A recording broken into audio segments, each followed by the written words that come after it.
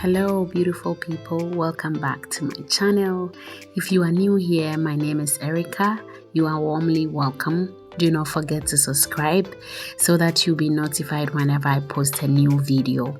And to my old subscribers, thank you so much for your support and love.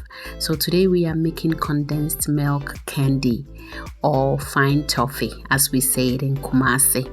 If you live outside Kumasi, I'll be interested to know how this is called at your location. So please let me know how you call it in the comment section. So this recipe is a very simple one. All you would need is sweetened condensed milk. I have 2 of the cans. Each of them is 300 ml. And so that will be 600 ml, and 1 teaspoon of nutmeg powder.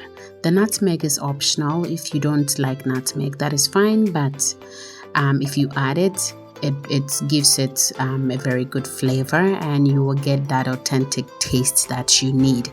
So in a non-stick pan, I am pouring in my condensed milk, and I would also add in my nutmeg to it. And then I'll put my fire on. With the heat, I would suggest a medium heat, but in the beginning you can start with a high heat, and once it is hot and starts boiling, you can reduce the heat. So mine, I am starting with a medium heat because I don't want it to burn. This candy burns very easily, so I don't want it to burn, so I'll start off with a medium heat. And then once my fire is on, I will start stirring the candy. This candy is all about stirring. Once you start stirring, you cannot stop. So I always say, if you have people in your house, please call all of them so that when your hands get tired, they can help with the stirring. And it gets very hot as well, so you wouldn't want any kid to stir or come close to it. So I am stirring, and I kept stirring, and after 10 minutes, this is how it looks. It's cooking, and it looks a bit lumpy, but that's the nature of it. It would loosen up. It is also very important that you use a non-stick pan, because if you don't use a non-stick pan, all your candy will be stuck in the pan, and it will be very difficult for you to get all of them out. So please use a non-stick pan.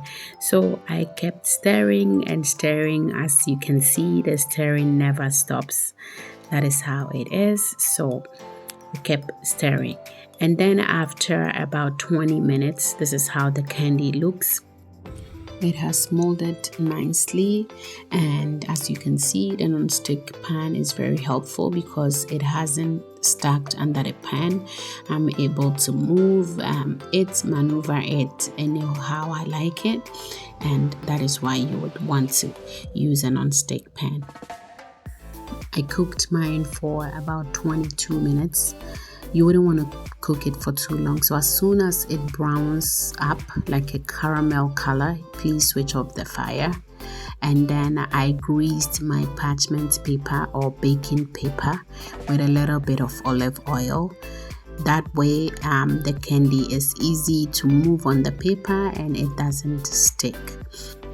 So after that, I transferred my candy onto the parchment paper, and I used that blue spatula to scrape the ones I had on my spoon and added it to it. So I left it to rest about 30 seconds to a minute because it was very hot, and you would want to mold this whilst it is hot, because once it cools down, you will not be able to mold it again. It will get hard, which you will not be able to mold it again. So with the help of this blue cutter, I was able to cut some, and then I will roll it on my parchment paper. Make sure that your hands are clean, because you would need 2 hands to pick it up and mold it in the shape that I'm doing. You can also do it in any shape that you want. You can mold some in a ball and insert a toothpick to make it a lollipop. With my shapes, I just went with the traditional ones we see in Ghana. So yeah, so once I'm able to mold it, I'll then cut it up into my desired sizes. You can cut it anyhow you want it, that is to your preference. So yeah, I'll then leave it aside to cool up and harden up a little bit. So that is how I'm doing. I cut another one. I kind of roll it on the parchment paper. If I have to lift it up to mold it with two hands, I would do that. And then I would cut it up to my desired size.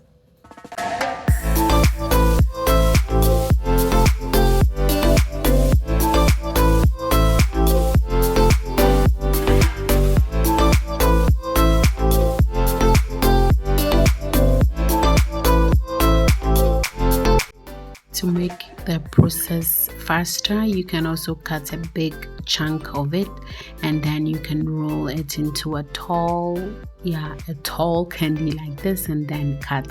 With that, you'll be able to finish the process faster.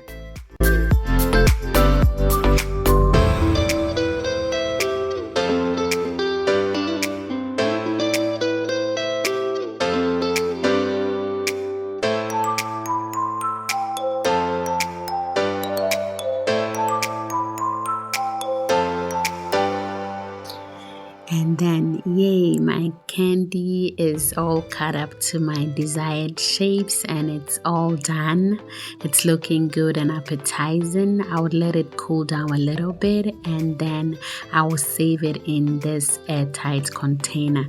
So as you can see, I let it cool down. Once it's cooled down, it's hard and chewy. It shouldn't be too hard that it's just breaking, but it should be chewy. And I've saved it all up in this container.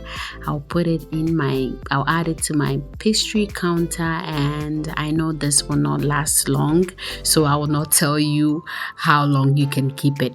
It goes so fast. It's very, very addictive. So thank you so much for sticking with me, and see you in my next video.